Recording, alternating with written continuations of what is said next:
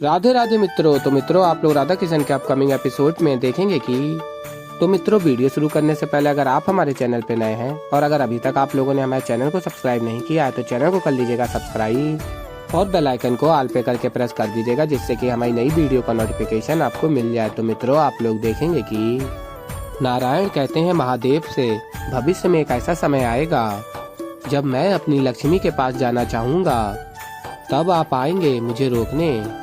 और फिर आगे नारायण कहते हैं महादेव से, आज मैं आपसे वचन चाहता हूँ आराध्य, चाहे जो कुछ भी हो जाए उचित समय आने पर आप मुझे रोकने आएंगे। और फिर महादेव कहते हैं हाँ आराध्य, मैं वचन देता हूँ जब समय आएगा तो आपके कर्म फल से मुक्त कराने अवश्य आऊँगा।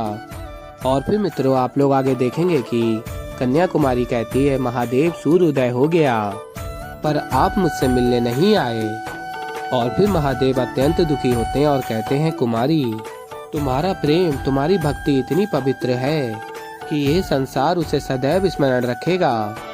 और फिर आगे कन्याकुमारी कहती है महादेव, मैंने ये प्रतिज्ञा ली है कि मैं अपनी मृत्यु तक आपकी प्रतीक्षा करती रहूंगी। और फिर ये कह के कन्याकुमारी आराधना करने लगती है महादेव की। और महादेव कहते हैं तुम्हारी ये भक्ति और तुम्हारा ये बलिदान व्यर्थ नहीं जाएगा कुमारी। आज जिस स्थान पर तुम खड़ी हो कुमारी, वो भविष्य में एक तीर्थ स्थल के रूप में जाना जाएगा और तुम संसार में सदा के लिए कन्याकुमारी के नाम से अमर हो जाओगी। और फिर मित्रों आप लोग आगे देखेंगे कि महादेव कहते हैं देवी पार्वती से, कुमारी का बलिदान ही वो कारण है कि मैं तुमसे विवाह कर पाया गौरी। और फिर आगे आप लोग देखेंगे देवी पार्वती कहती हैं महादेव, आपने मेरे लिए इतना बड़ा त्याग किया, मैं क्षमा चाहती हूँ आपसे, मैं समझ ही नहीं पाई कि आप करना क्या चाहते थे।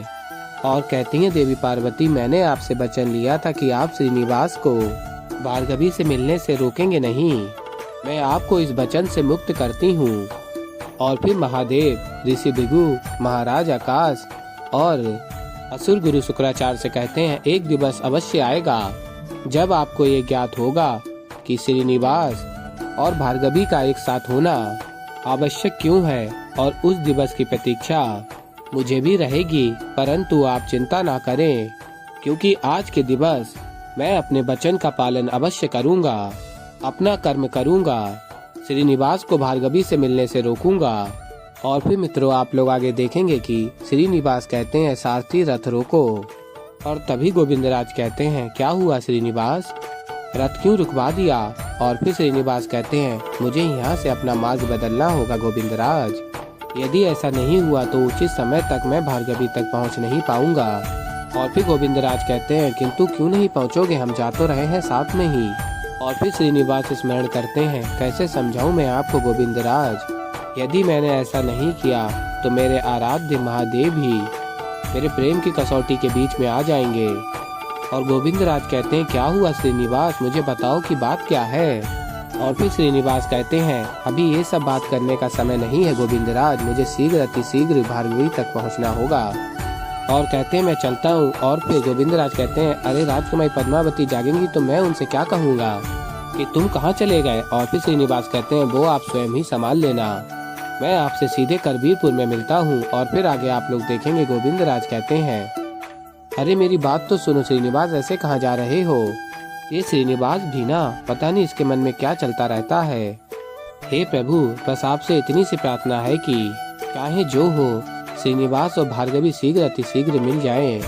और फिर मित्रों आप लोग आगे देखेंगे कि उमा को लेकर जा रहे होते हैं गांव के लोग। और तभी उमा कहती है भार्गवी ताई मुझे इनके साथ नहीं जाना, मुझे बचाओ भार्गवी ताई। और भार्गवी प्रयत्न कर रही होती है उमा को बचाने का, कहाँ ले जा रहे हो तुम लोग उमा को।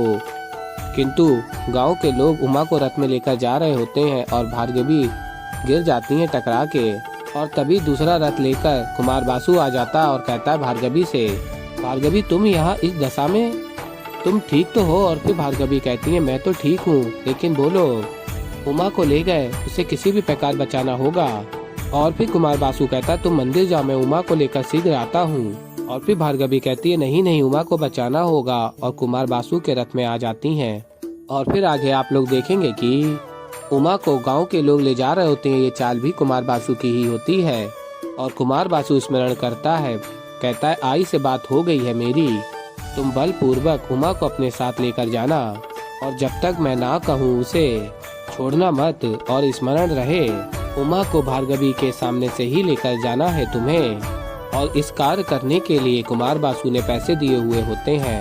और फिर मित्रों आप लोग आगे देखेंगे कि उमा कहती है भार्गवी ताई मेरी रक्षा कीजिए और फिर कुमार बासु कहता है भार्गवी से उमा को मैं बचा लूंगा, इन लोगों से तुम्हें मंदिर जाकर श्रीनिवास की प्रतीक्षा करनी चाहिए।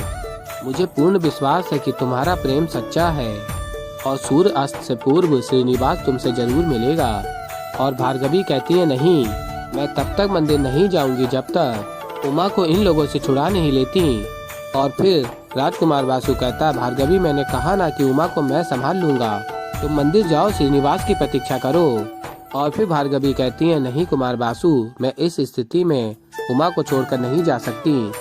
और कुमार बासु स्मरण करता यही तो मैं सुनिश्चित करना चाहता था भार्गवी, अब यदि श्रीनिवास यहाँ सूर्य अस्त से पूर्व पहुँच भी गया तब भी वो तुमसे मिल नहीं पाएगा।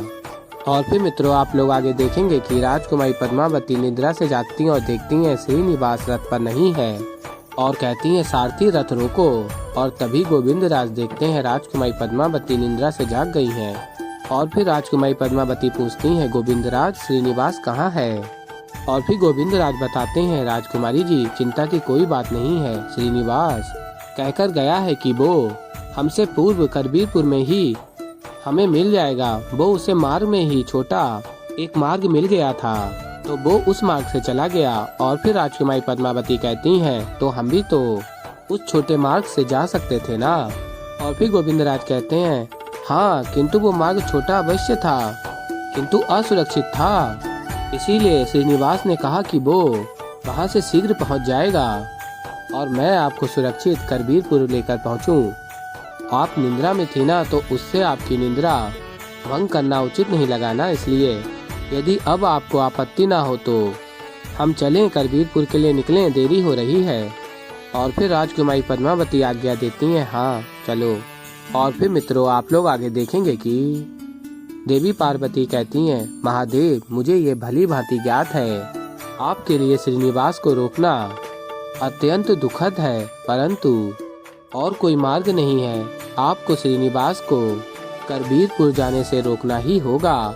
और फिर महादेव कहते हैं मत भूलो गौरी कि श्रीनिवास साक्षात नारायण है और यदि नारायण नहीं चाहे कि कोई उन्हें ढूंढे तो कोई उन्हें ढूंढ नहीं पाएगा। यही कारण है कि अब तक मैं इस विषय में कुछ कर नहीं पाया। और फिर देवी पार्वती कहती हैं महादेव से तो क्या आपका अर्थ ये है कि इस समय श्रीनिवास कहाँ है, ये पता लगाने का कोई मार्ग नहीं है। और फिर महादेव कहते हैं कठिन है परंतु मार्ग है।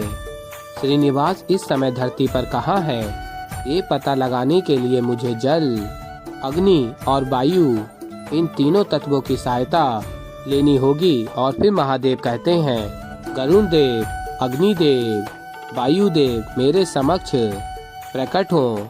और फिर गरुण देव, वायुदेव और अग्निदेव महादेव के समक्ष प्रकट होते हैं। और फिर मित्रों आप लोग आगे देखेंगे कि महादेव कहते हैं आप तीनों इस संसार के सबसे अधिक महत्वपूर्ण और अत्यावश्यक तत्वों को दर्शाते हैं। मैं चाहता हूं कि आप अपनी अपनी शक्तियों का प्रयोग कर ये पता लगाएं कि श्रीनिवास इस समय धरती पर कहाँ है। और फिर आगे आप लोग देखेंगे श्रीनिवास जा रहे होते हैं और कहते हैं क्षमा कीजिए महादेव किंतु आज आप में से कोई भी मुझे नहीं देख सकता। और फिर श्रीनिवास अपने आप को अदृश्य कर लेते हैं। और फिर श्रीनिवास देखते हैं और कहते हैं नहीं, केवल 2 प्रहर ही शेष है सूर्यास्त होने में, मुझे कुछ भी करके करबीरपुर पहुंचना ही होगा सभी तत्वों की दृष्टि से बचकर। और तभी तीनों देव कहते हैं ये श्रीनिवास है कहाँ। श्रीनिवास को ढूंढ रहे होते हैं और श्रीनिवास पास से ही निकल जाते हैं। और फिर आगे आप लोग देखेंगे वरुण देव कहते हैं मुझे यहाँ श्रीनिवास की उपस्थिति का आभास हो रहा है। तो ऐसे ही मित्रों आगे और भी बहुत कुछ देखेंगे। तो अभी के लिए इस वीडियो में इतना ही। तो मित्रों अगर आप लोगों को हमारी वीडियो पसंद आई हो तो वीडियो को कर दीजिएगा लाइक। और अगर अभी तक आप लोगों ने हमारे चैनल को सब्सक्राइब नहीं किया है तो चैनल को कर लीजिएगा सब्सक्राइब और बेल आइकन को ऑल पे करके प्रेस कर दीजिएगा, जिससे कि हमारी नई वीडियो का नोटिफिकेशन आपको मिल जाए। तो मित्रों, मैं मिलता हूँ जल्दी आप लोगों को एक नई वीडियो के साथ। तो तब तक के लिए राधे राधे।